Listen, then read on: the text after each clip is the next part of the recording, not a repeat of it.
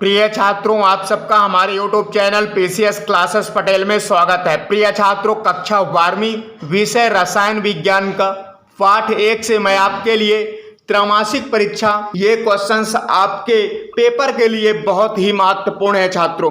तो इस क्वेश्चंस को आप अच्छे से नोट कर लीजिए और तैयार कर लीजिए। ये त्रैमासिक परीक्षा में आपके पेपर में कंफर्म 4 से 5 नंबर तक का ये क्वेश्चन आपके पेपर में पूछा जाएगा छात्रों।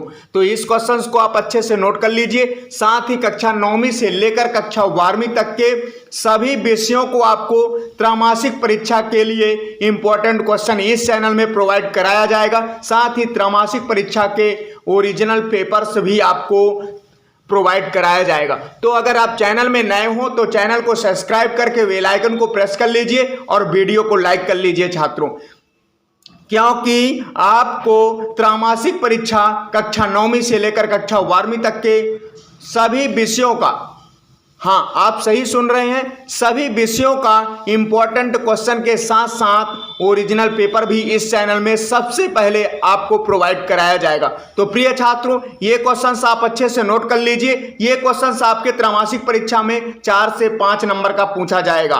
तो चलिए देखते हैं क्वेश्चन क्या है छात्रों। ये क्वेश्चन आपके वाष्प दाब का अपेक्षित अवगमन संबंधी राउल्ट का नियम, ये क्वेश्चंस आपके पेपर में 100% पूछे जाने वाला क्वेश्चन है छात्रों। कई सत्रों से ये आपके ओरिजिनल पेपर, अच्छा त्रैमासिक चाहे वार्षिक या अर्धवार्षिक, सभी एग्जामों में ये क्वेश्चंस आपके पेपर में पूछा गया है छात्रों। तो नोट कर लीजिए और तैयार कर लीजिए। वाष्प दाब अवगमन तथा विलेय की सांद्रता के मध्य संबंध को वाष्प दाब उसमें उपस्थित विलायक के मोल प्रभाज के समानुपाती होता है। इसे राउल्ट का एक नियम के रूप में व्यक्त किया जाता है, जिसे राउल्ट का नियम कहते हैं। इस प्रश्न के अनुसार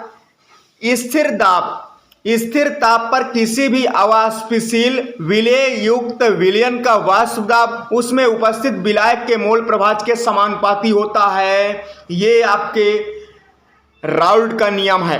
इस नियम को आप याद कर लीजिए अच्छे से और तैयार कर लीजिए। साथ ही आपका अर्थात इसका सूत्र होता है छात्रों, विलयनों का वाष्प दाब समानुपाते विलायक का मोल प्रभाज।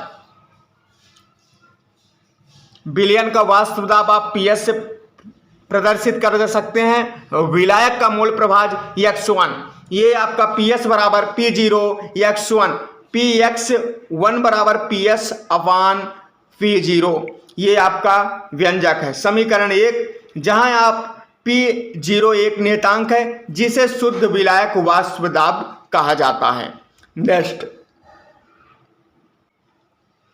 नेक्स्ट आपका है, नोट कर लीजिए, गणितीय व्यंजक। ये क्वेश्चंस आपके त्रैमासिक पेपर में कंफर्म पूछा जाएगा छात्रों 4 नंबर या 5 नंबर में। गणितीय व्यंजक आप नोट कर लीजिए। यदि अवाष्पशील विलेय युक्त विलयन में विलेय के N1 मोल प्रभाज N2 मोल प्रभाज के विलेय है तो विलयन के विलायक का मोल प्रभाज x1 बराबर N2 अपान N1 प्लस 1 N2। ये समीकरण 2 है।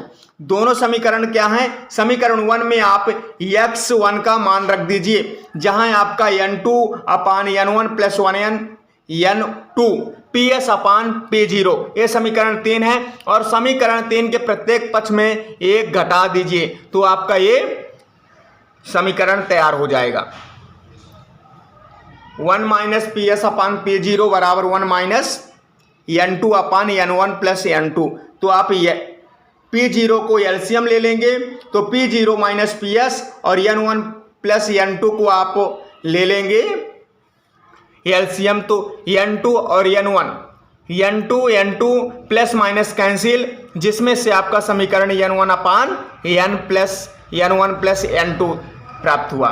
इसे समीकरण राउल्ट का गणितीय व्यंजक समीकरण 3 में P0 माइनस PS वाष्प दाब का अवगमन है, और जिसमें P0 माइनस PS अपान P0 वाष्प दाब का अपेक्षित नमन है, और N1 अपान N2 plus N1 plus N2 विलेय का मोल प्रभाज है। इस प्रकार किसी निश्चित ताप पर अवाष्पशील विलेय युक्त विलयन का अपेक्षित अवगमन विलेय के मोल प्रभाज के बराबर है। यह राउल्ट का नियम है। नोट कर लीजिए अच्छे से।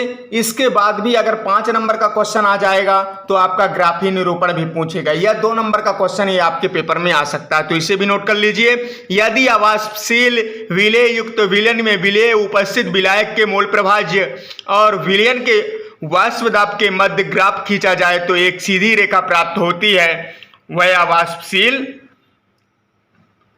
अर्थात वाष्प दाब भी बढ़ता है। ये आपका ग्राफीय निरूपण है, नोट कर लीजिए।